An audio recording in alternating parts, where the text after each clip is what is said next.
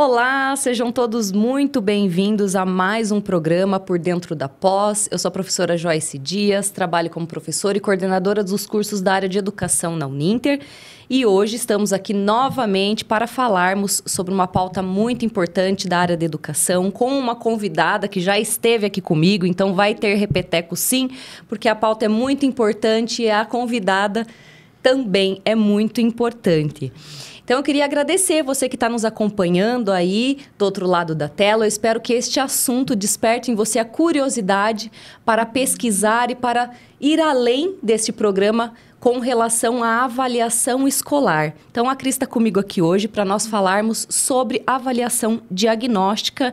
Então, eu queria desejar um ótimo programa e muito boas-vindas para a Cris novamente. E obrigada por ter aceitado a estar aqui comigo hoje nesse programa de novo. Imagina, eu que agradeço. É sempre uma alegria, né? Essa oportunidade de a gente compartilhar saberes, de fazer essas trocas. Eu que agradeço. Até porque isso é educação, né, Cris? É compartilhar os conhecimentos. Exatamente. Então, a Cris está aqui hoje para isso.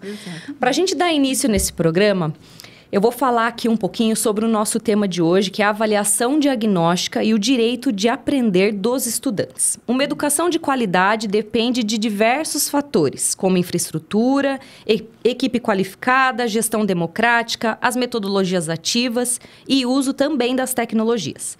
Mas, acima de tudo, de acordo com a LDB 9394/96, lá no artigo 12, inciso 1º, as instituições educacionais devem garantir que todos os estudantes tenham reais oportunidades de aprender. Na contemporaneidade, as avaliações, em especial as diagnósticas, são artefatos educacionais essenciais, pois fornecem dados que ajudam a identificar necessidades e orientar o processo do ensino com foco na equidade e na aprendizagem de cada estudante. Cris, vamos começar então falando sobre essa questão tão importante que é a avaliação, né? Eu estava comentando aqui nos bastidores que eu particularmente tenho muito apreço por esse tema, porque desenvolvi o meu mestrado na área de avaliação, então, assim, me brilha os olhos. Sim. Né? E eu tenho muita fé na avaliação diagnóstica, eu acho que ela vem, assim, para resolver, para prevenir problemas. Então, acho que no decorrer desse papo, vocês vão ver que realmente a avaliação diagnóstica é uma aliada do professor. Com certeza. Então, vamos começar ali contextualizando um pouquinho essa questão da avaliação diagnóstica. Isso. O que existem diversos tipos de avaliação, né? Isso. Quais são ali, resumidamente, conta pra gente. E o que é, de fato, a avaliação diagnóstica dentro do espaço escolar? Ah, perfeito. Excelente pergunta, né? Uma ótima forma de a gente começar essa nossa conversa. Bom, então vamos falar assim, existem 3 tipos de avaliações, embora existam diversos tipos de instrumentos avaliativos, né? Então, são coisas diferentes. Então, quando a gente fala de tipos de avaliação, existe a avaliação diagnóstica, a avaliação formativa, que a professora Jussara Hoffmann chama de avaliação mediadora, e existe a avaliação somativa. Então, são os 3 tipos de avaliação. E aí, a gente tem os instrumentos avaliativos, né? Que pode ser a prova, pode ser uma atividade, pode ser um projeto, né? Então, é o que você vai utilizar para avaliar. Se a gente for fazer uma comparação, eu acho que é legal usar esse exemplo, eu uso sempre essa analogia com a área da saúde, né? Então, vamos fazer a área da saúde e a área da educação, que são áreas diferentes, mas para ficar mais clara a diferença entre essas avaliações. Então, vamos lá, na área da saúde, digamos que a pessoa não está se sentindo muito bem. Uhum. Então, ela vai buscar ajuda, né? Ela vai ao médico, o médico vai fazer, então, um check-up, vai solicitar um check-up, necessário solicitar um check-up, uma série de exames para poder diagnosticar, né? Ou, de repente, entender quais são as circunstâncias que estão levando àquele determinado problema. Exatamente, perfeito. Então, se a gente fizer, né, essa analogia com a área de educação, na área de educação, então, a avaliação diagnóstica é aquela que é o ponto de partida. Ela vai diagnosticar e ela vai nos ofertar os dados necessários para a gente entender aonde está esse meu estudante. né? Quais são os conhecimentos, né? Quais são as habilidades, quais são as competências que ele tem e o que ele precisa alcançar, né? E dá até agora, com a ajuda da própria da inteligência artificial e tudo, dá até para a gente ver quais são os potenciais que ele tem, né, dentro disso. Muito bem, então, a avaliação diagnóstica, ponto de partida, né? Ela vai nos oferecer os dados necessários para a gente, então, saber quem é esse aluno, né? Quais são os seus potenciais, quais são os desafios, o que ele sabe, o que ele precisa aprender. Muito bem, continuando, vamos lá novamente para a área de saúde. Muito bem, então eu fiz todos os meus exames, voltei lá no médico, o médico passou o diagnóstico e aí ele vai recomendar uma série de, né, o que eu preciso fazer. De repente, preciso, né, dieta, exercícios, fisioterapia, o que for, né, dependendo. E ele vai acompanhando, então, né, ele vai acompanhando esse meu processo de melhoria, né? Aquilo que eu estou fazendo para eu poder melhorar, né? Naquele aspecto de saúde. Muito bem, agora a gente traz para a educação. Então, veja, com os dados da avaliação diagnóstica, a gente agora sabe, né, onde esse estudante está. Nós já temos o ponto de partida. Então, nós vamos para a avaliação formativa ou avaliação mediadora, que são as avaliações com instrumentos diversos que a gente pode utilizar, né, para que esse aluno possa ir caminhando, para que a gente possa fazer esse acompanhamento dele durante o ano letivo, certo? Muito bem, então aqui nós temos a formadora ou a mediadora.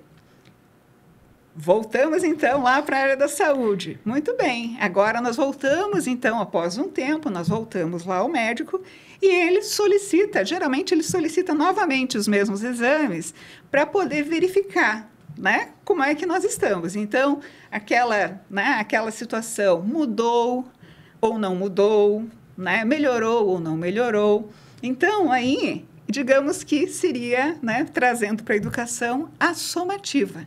Então, na somativa é que a gente vai conseguir verificar efetivamente, né, se o aprendizado realmente ocorreu.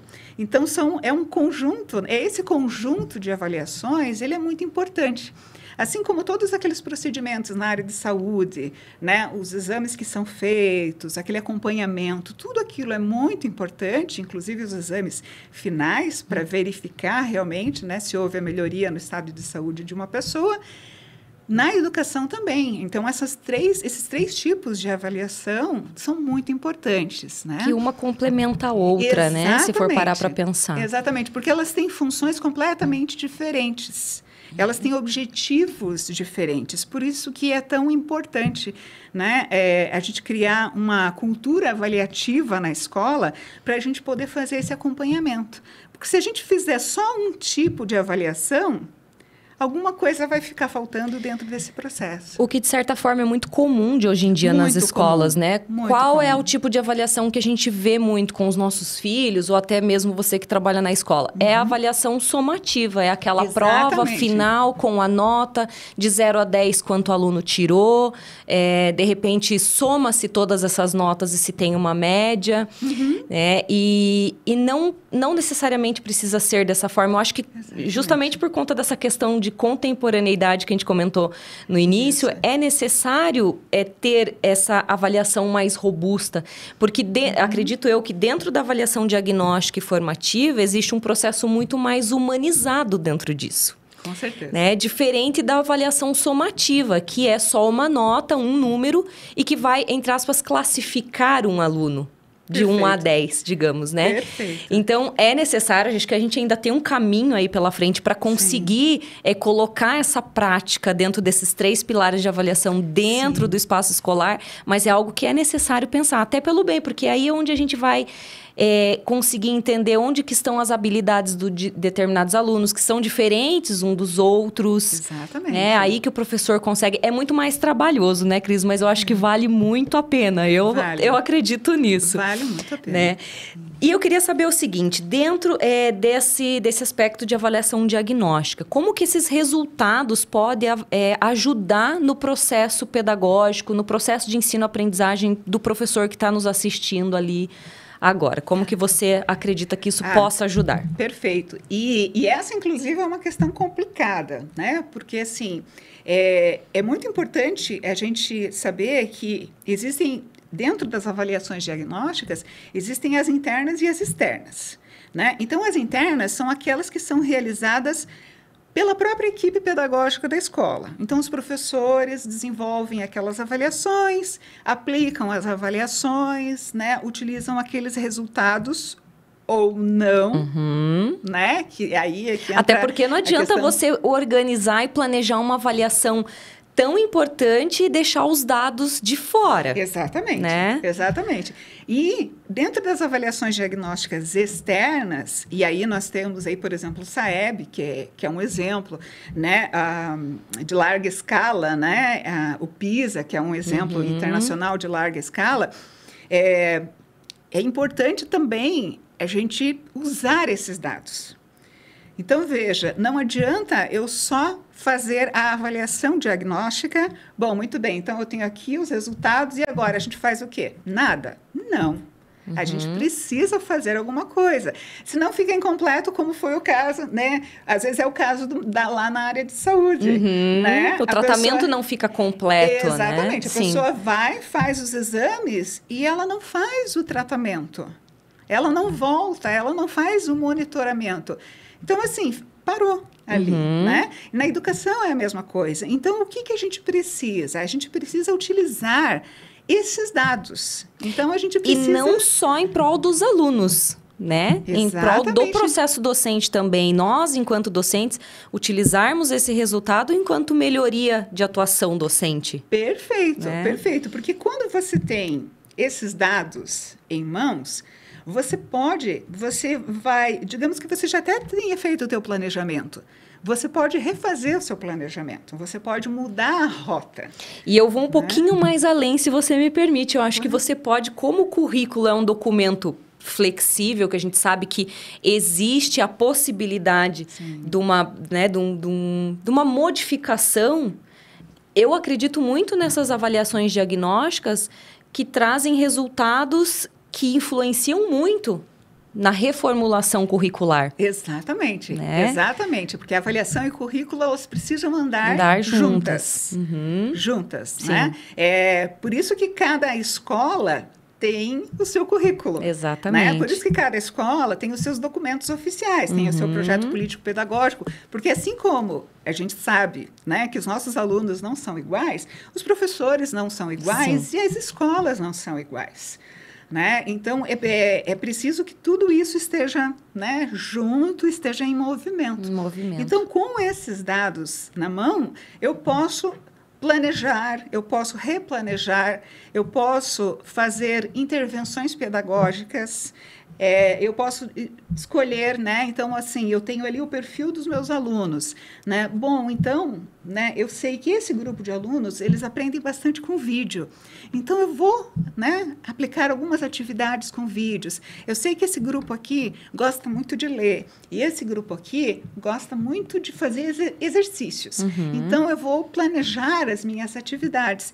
E aí, as metodologias ativas, elas são excelentes nisso. Entra aí como aliadas, né? Elas entram como aliadas. As tecnologias entram como aliadas também, porque você pode fazer aprendizagem por rotação, né? Então, tem um grupo ali trabalhando com vídeo, tem um outro grupo ao mesmo tempo, né? Então, estamos numa sala, uma sala dinâmica, uma sala viva, né? Uma sala onde os alunos não só estão assistindo o vídeo, mas eles, com o auxílio das tecnologias, eles podem criar os seus próprios vídeos. Então, aqueles déficits que a gente observou ali, né, de repente no resultado, ele não é uma penalidade, né? Ele não aquilo ali é uma possibilidade. De expansão, de melhoria. Exatamente. E até mesmo de um leque maior de possibilidades de avaliação, porque no momento que você mistura esses alunos, os que estão aptos aos vídeos com os que estão aptos à leitura e escrita, né? No momento ali de... Exatamente. E quando a gente fala em momento de avaliação, não é aquele momento que o aluno senta e ele responde sozinho. Pode ser uma avaliação em grupo, em conjunto, Sim. por meio de um projeto que você, enquanto professor, vai analisando, né? E vai ali organizando, mediando aquele grupo e, no fim, você vai ter o resultado de uma avaliação, Exatamente. né? Seja diagnóstica, formativa. Exatamente. Que vai... Então, nesse caso, a gente tem aí claramente uma avaliação formativa. Sim. Então, o resultado desse projeto torna-se essa avaliação formativa, porque eu, enquanto professor, enquanto professora, eu fui acompanhando Sim. esses desenvolvimentos. Eu fui acompanhando, né? Então, nós temos aquele grupo de aluno que gosta muito de escrever, eles desenvolveram o roteiro do vídeo. A gente tem aquele outro grupo de alunos que gosta muito de lidar com tecnologia. Eles fizeram, né, que vai a gravação. Colaborar com Exatamente. aquele que fez a escrita. Daí a gente entra na aprendizagem colaborativa e uma coisa vai puxando a outra. Exatamente. E, inclusive, eu recomendo, quem está assistindo, gente, tem experiências incríveis desse tipo, até no YouTube, para vocês pesquisarem, assim, de projetos que são muito, muito, muito inspiradores. E veja... Né? Não é só o desenvolvimento do projeto, você tem metodologia ativa, você tem aprendizagem personalizada, colaborativa. Né? Colaborativa. Então, é um momento muito rico. Muito rico. E que será avaliado. Sim. Né? Porque você está fazendo uma avaliação formativa enquanto eles estão desenvolvendo isso. E a gente tem que contar, né, que nós temos um número muito grande de alunos dentro de sala de aula, principalmente na rede pública, acho que isso é um pouco, né, maior, assim, o número de alunos dentro de sala de aula. Daí a gente fica pensando no seguinte, como trazer essa cultura de modificação do processo de avaliação? Você, assim, enquanto estudiosa dessa área, o que você pensa enquanto, né, essa modificação? Porque... Sim. A gente agora ouvindo, observando esses diversos tipos de avaliação, a gente começa a fazer uma comparação como que é o nosso espaço escolar. Tá diferente do meu espaço escolar lá que eu participo. Lá eu tô vendo que eu tenho só a somativa, eu não tenho a diagnóstica e nem a formativa. Assim, no teu ponto de vista, como que essa cultura pode ser trazida e implementada dentro de um espaço escolar para que esse processo, de fato, comece a acontecer? Perfeito. Então, assim, isso é muito importante. É muito importante que a gente entenda algumas coisas, né? Que nós... Estou falando aqui da realidade que nós temos no Brasil. A gente vem de um formato muito tradicional de educação, né? Então, se a gente levar em consideração, né, lá atrás, pedagogia jesuítica, né? Se a gente levar em levar em consideração esse momento que nós tivemos de industrialização, e que as nossas escolas, elas se parecem muito com indústrias, né? Exatamente. Elas têm o sinal da mesma maneira que a indústria tem, né? É como se fosse uma linha de fábrica. O que a gente precisa? A gente precisa quebrar esse paradigma. E quebrar paradigma é uma coisa difícil. Sim. Né? Então, o que a gente precisa? A gente precisa de todo mundo. De todo mundo. Envolvidos num processo...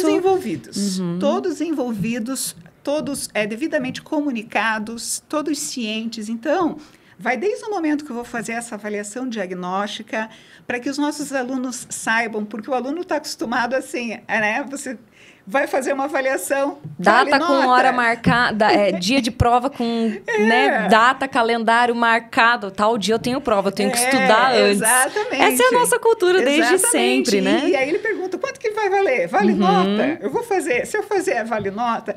Então, veja, a gente precisa de uma comunicação muito grande aí.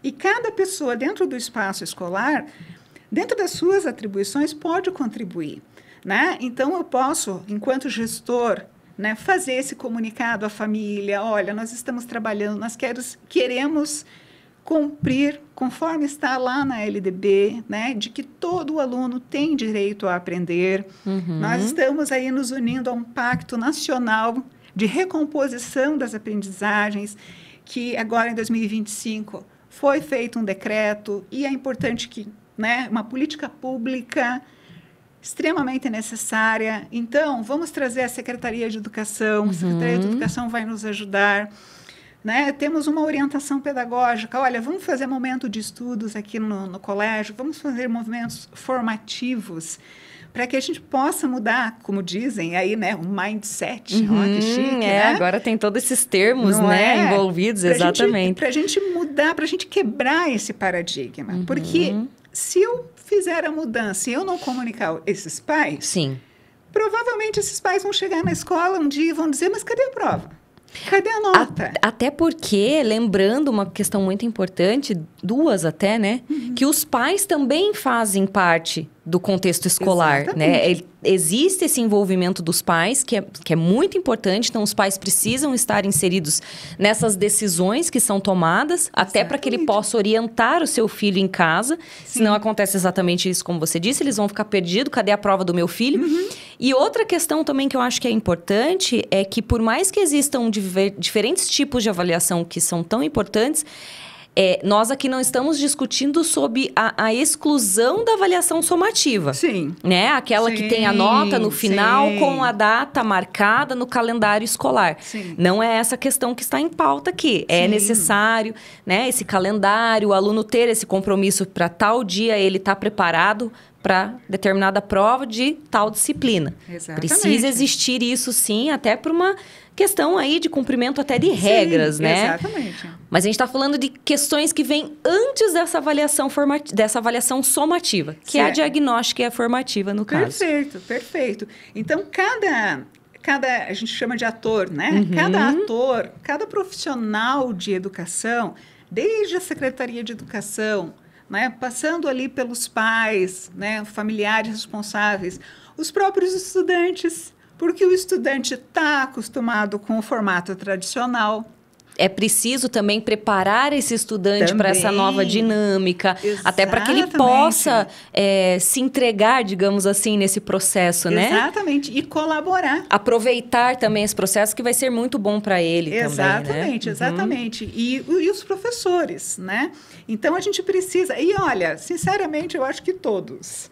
Porque todos que trabalham na escola, eles precisam ter esse compromisso com a aprendizagem dos estudantes. Antigamente, a escola tinha aquele papel do templo do saber.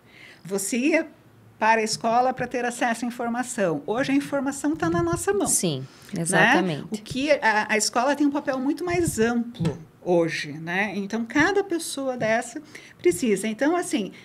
Quebrar paradigmas não é fácil, haverá resistência, mas as instituições que estão fazendo isso, e existem muitas instituições no Brasil, né? Nós temos cidades, inclusive no exterior, no interior do Brasil, que já estão adotando. Nós temos muitas cidades no Nordeste que já estão adotando esse desenvolvimento dessa cultura avaliativa, essa mudança de paradigmas. Então, isso é real, são escolas públicas. Então, é possível? É fácil? Não. Porque mudar paradigma nunca é fácil. Ainda mais algo que entre aspas, se arrasta por tanto tempo, né? Por tanto tempo, né? Mas é muito gratificante, novamente, né? Se vocês acessarem a internet, vocês vão ver exemplos de escolas incríveis, que estão desenvolvendo culturas avaliativas, secretarias de educação, redes.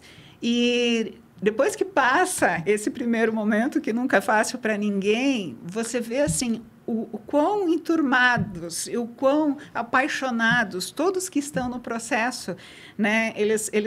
Eles ficam, né? E todos ali envolvidos, com novas ideias, um colaborando com o outro. Exatamente. Acho que o importante é dar esse primeiro passo. Com certeza. Né? E daí envolver todas as pessoas que devem ser envolvidas. Inclusive, é isso que eu queria aproveitar esse gancho aí, porque os resultados dessas avaliações também é algo que deve ser discutido por todo o espaço escolar. Então, o meu resultado da minha avaliação diagnóstica não tem que ficar só comigo.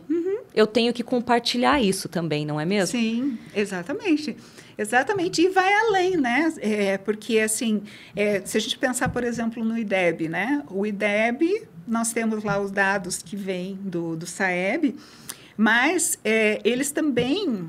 né? Vêm os dados da própria escola, vêm os dados da própria comunidade, né? E a gente sabe que você, nossos estudantes, nós somos frutos dessa comunidade, nós fazemos parte dessa comunidade. E esses dados, eles são muito importantes, por quê? Porque eles vão nos ajudar, né? Se for necessário a gente reformular esse currículo, vamos reformular. Se a gente precisar reformular o nosso projeto político-pedagógico, o nosso regimento escolar, nós vamos fazer isso. Sim. Né? E vai ser a partir desses dados. E né? É nessa colaboração entre os atores, no caso, né, que estão lá dentro da escola, é que isso é possível. E, na tua opinião, como que a gente possibilita esse compartilhamento de ideias por meio dessa avaliação diagnóstica que, no caso, todos os professores têm?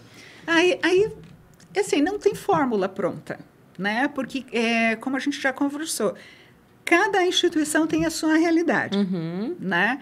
Mas as secretarias de educação, por exemplo, elas têm um papel muito importante nisso, né? Elas têm um papel de incentivar, elas têm o papel de estar presentes, né? Elas têm o papel de orientar, de fazer formação, né? Local, fazer formação nas escolas, com os professores, com a equipe pedagógica, né? Explicar, olha, esses aqui são os dados. E agora, o que a gente vai fazer com esses dados? Quais são as sugestões que vocês têm?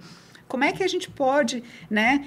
Que tipo de intervenção pedagógica a gente pode fazer aqui? Né, a partir da realidade que a gente tem, porque isso é muito importante, a gente partir da realidade. E uma coisa que eu acho, né, toda a minha experiência em escola que me trouxe, principalmente a minha experiência com tecnologia, é assim, fazer bem com o que se tem. Sim.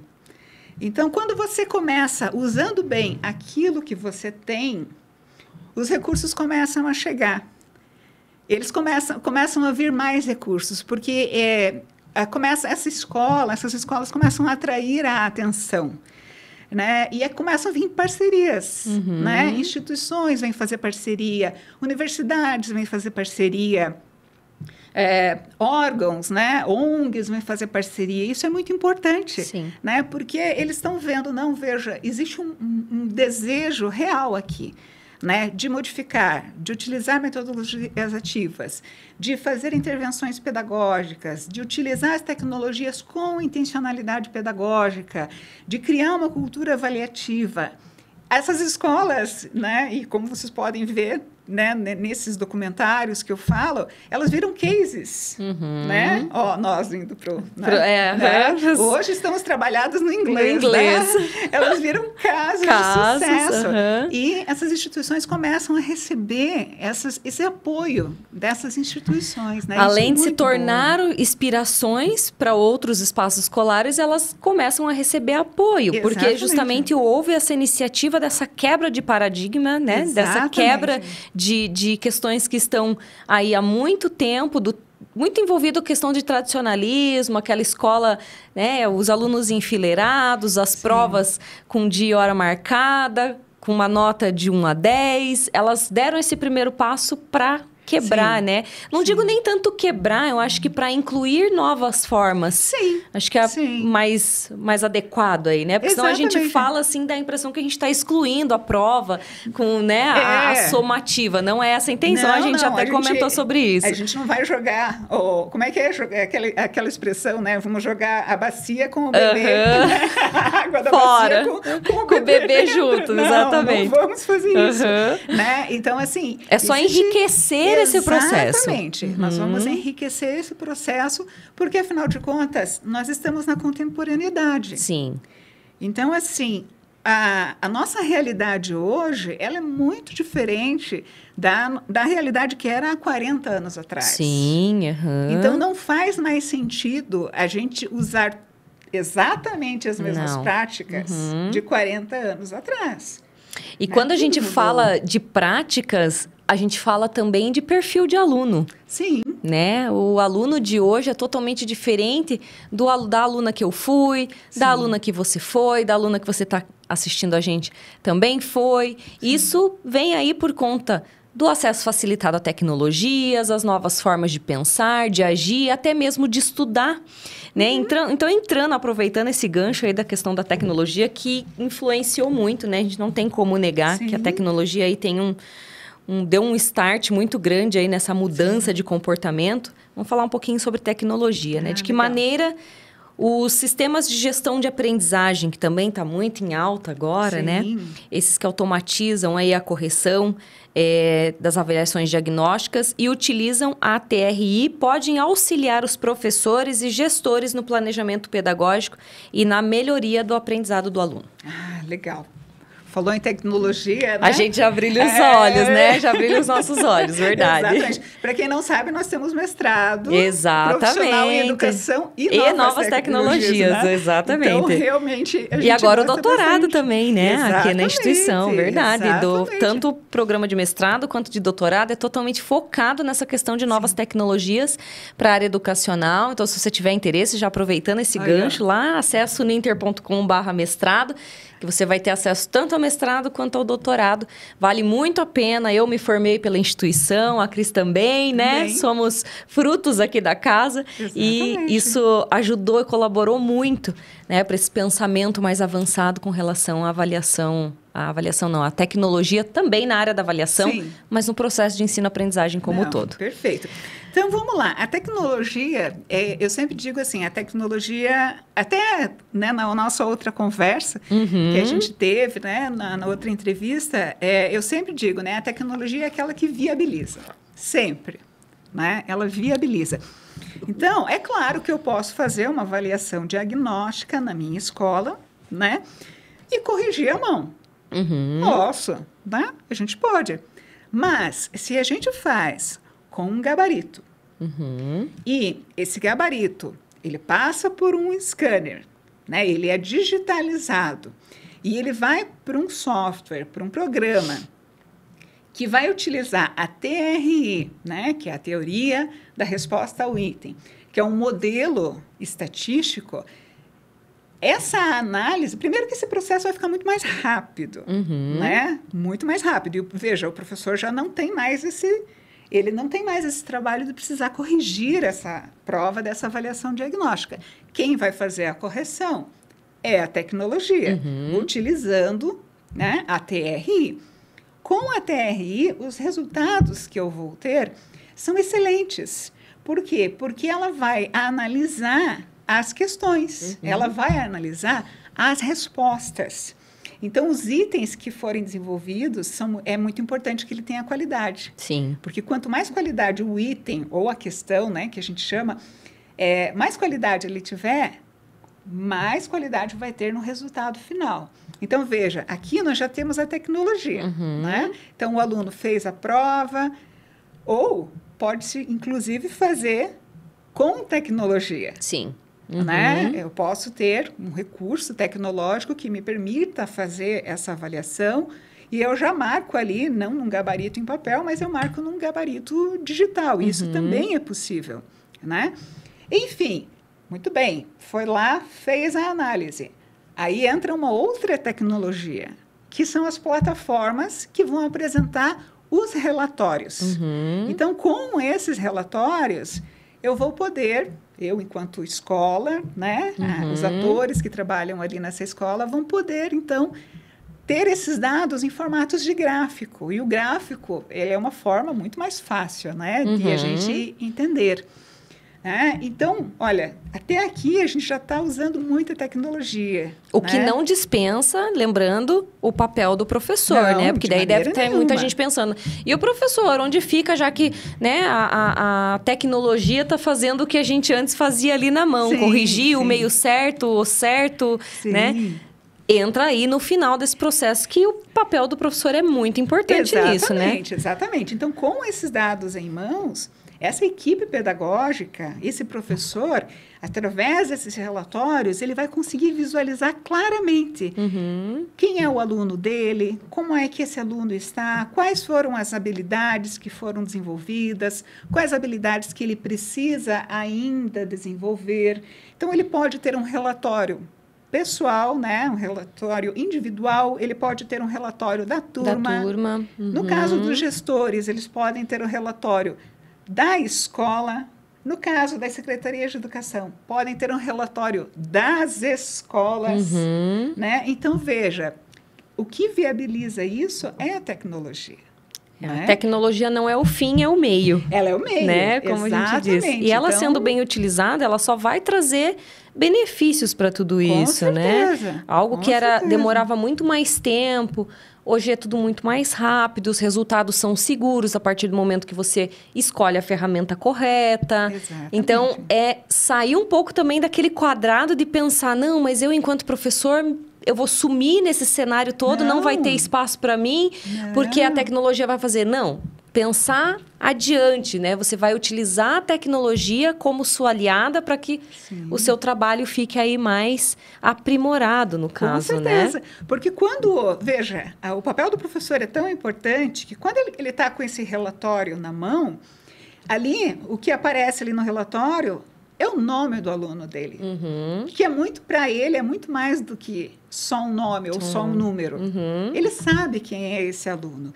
Ele tem acesso às subjetividades desse aluno. Ele sabe qual é o momento que esse aluno está passando. Ele conhece, né? E isso não é a máquina quem faz. Até porque a tecnologia não tem esse poder de reconhecer os alunos um a um. Isso daí é só o professor mesmo, né? Esses dados vão trazer ali uma particularidade ou outra dos alunos por meio da avaliação diagnóstica, mas o aluno, enquanto ser humano, enquanto pessoa, é o professor mesmo que conhece. É o professor, e a partir dali que ele vai fazer essa tomada de decisão, né? Enquanto intervenção com o aluno, enquanto mudança ali de todo o seu processo, enquanto professor. Então, eu falo assim que me brilha os olhos essa questão de resultados de avaliações, porque você pode fazer muita, eu brinco, a bagunça pedagógica que a gente fala, né? Mas uma bagunça no bom sentido, numa reestruturação, numa modificação de hábitos enquanto professor, enquanto avaliação. Então, é pensar esses resultados enquanto ferramenta positiva aí de mudança dentro do espaço escolar. Exatamente. E aí, agora, por exemplo, com a inteligência artificial, ela pode, inclusive, ajudar, né? Então, eu posso acessar ali o sistema e eu posso, eu queria fazer, então, um plano de aula mais personalizado para esses meus alunos que estão com essa dificuldade, um outro plano de aula, né? Sim. Mais personalizado para esses alunos. Então, você consegue fazer essas intervenções pedagógicas utilizando o apoio da inteligência artificial. Quem está fazendo é você. Sim. A inteligência artificial está te apoiando a fazer isso. Eu sempre falo, né? O comando para inteligência artificial, quem dá é um ser humano. Sim, o prompt, né? É o prompt, quem cria é um ser humano.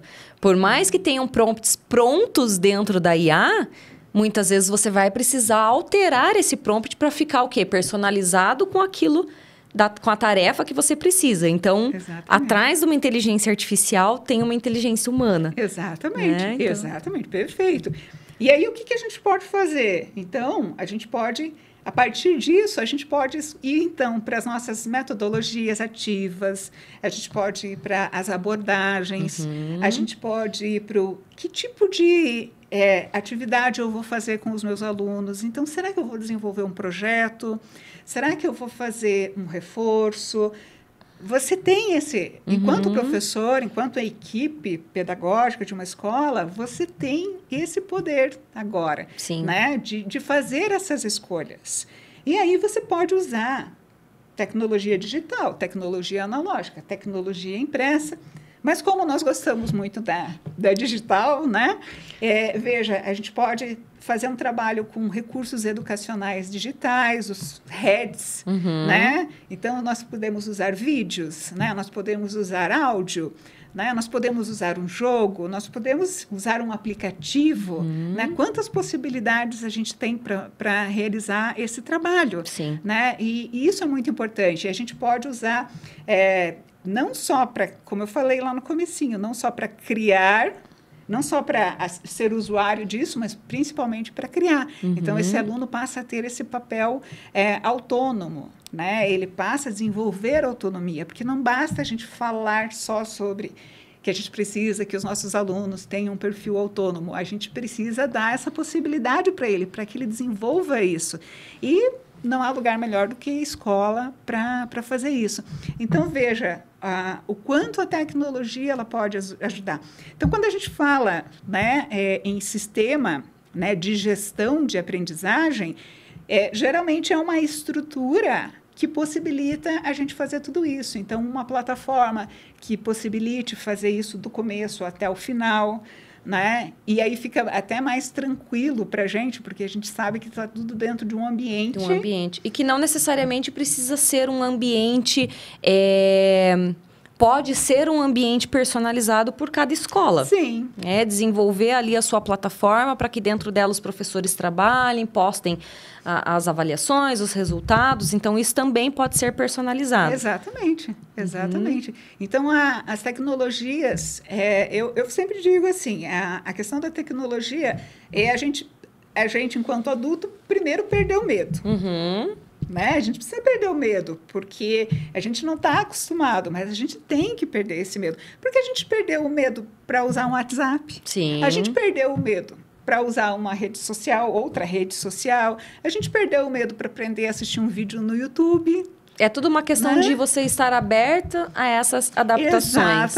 Exatamente. Para a gente exercer também, porque como a gente falou, né, do aluno autônomo, mas a gente precisa ser autônomo também. Sim. Né? Existem cursos excelentes de tecnologia educacional que ensinam a desenvolver recursos educacionais digitais, cursos de cultura digital, e existe muito material gratuito, né? E de excelente qualidade. Então, a gente precisa também dessa autonomia. De ir atrás, né? Dessa formação. Exatamente. Porque, assim, nós voltamos à contemporaneidade, né? A gente precisa estar sempre aprendendo. Né? A gente precisa aprender a aprender. Né? Não basta mais assim, eu estudei, fiz a faculdade, fiz uma pós e agora parou. Não. E os estudos não vêm por meio somente desses modos tradicionais que a gente pensa, que é a graduação, a pós-graduação, possível mestrado ou doutorado. Sim. Vem por meio de você assistir uma palestra, de você se matricular num curso que seja aí como complementação da sua formação. É procurar meios e formas de você aprender. Se não for por esses meios que vão te certificar, por exemplo, é pegar alguém que tenha uma fala confiável, no caso, né? Até porque tem muitos tiktokers da vida falando coisas que não condiz muito aí com a realidade, mas procurar aí fontes seguras para que você possa se inspirar nelas e ver ali de que forma e ir aprendendo de forma autônoma também. Até para que a gente possa conduzir o processo de autonomia do aluno de forma correta.